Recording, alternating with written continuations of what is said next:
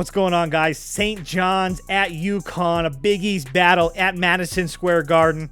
Let's talk about it. I mean, is Cooper Russ worth 2.5 points? I would hope Quinn Ewers put up a decent stat line against Arizona State. If he didn't, we have a real problem. You can say the same thing about Creighton. Okay, they had the one good game against Kansas at home. When Toast talks about the kicking market, it's like some earth is flat shit. Andy, true or false, this is going to be a dog walking. Dog walking. This is my dog walking of the day. I think it's going to be very ugly. Dog walking. I think this is going to be ugly. Hey, get the sauce. All right, I wanted to take a look at this game from a overview perspective, kind of like full season type of thing, just to get an understanding of where these teams are at. St. John's obviously very good, one of the best teams in the country, the best team in the Big East at 14-2. Really hard to pick apart anything that St. John's has done. They've been absolutely rolling the whole year.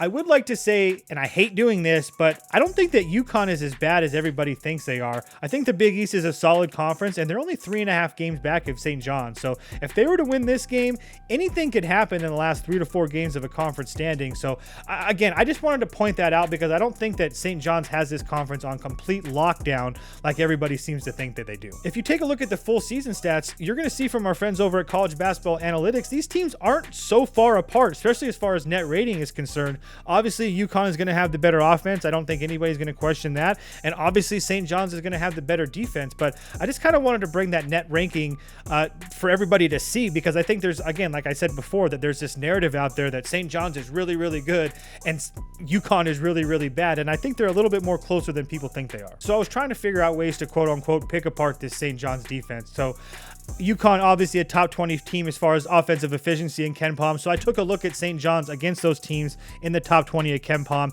And as you can see, their defense not nearly as dominant against those better offensive teams. Nearly a 53% effective field goal percentage for their opponents. Opponents almost shooting 41% from deep. An average defensive rating at 108.1, which is kind of bad for St. John's. And then as far as UConn offensively versus this St. John's defense, you can't really put in UConn versus the top 2 teams in the country. So I know 40 is a little bit of a stretch, but that gave us a little bit of decent sample size. And as you can see, when UConn has played the better teams defensively, they've actually stepped up offensively.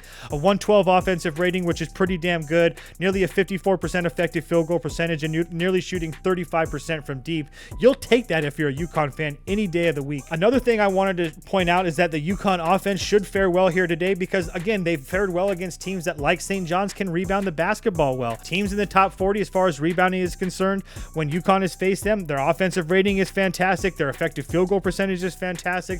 The 3-ball hasn't been great. And as far as St. John's is concerned, when they play teams like UConn that can run their offense inside and get good looks, UConn, one of the best teams as far as 2-point field goal percentage in the country, St. John's defense has played really good. A 94 defensive rating, which is really, really good. Opponents barely shooting 48% against them.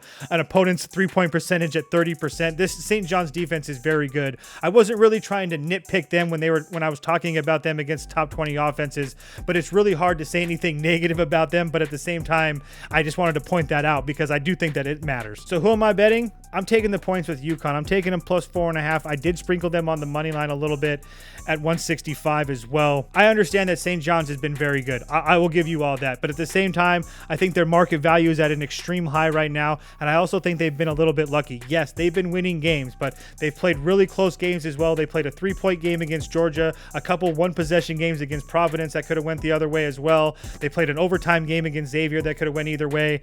They had a 6-point game against this UConn team as well. They also played a 1-point game against Creighton, a 2-point game against Villanova. My point being is that they play a lot of close games and they've got a lot of luck in all of them. So now I'm getting a UConn team that's in an arena that they're comfortable with at Madison Square Garden. Like I said, I don't think there's any home court advantage for either team.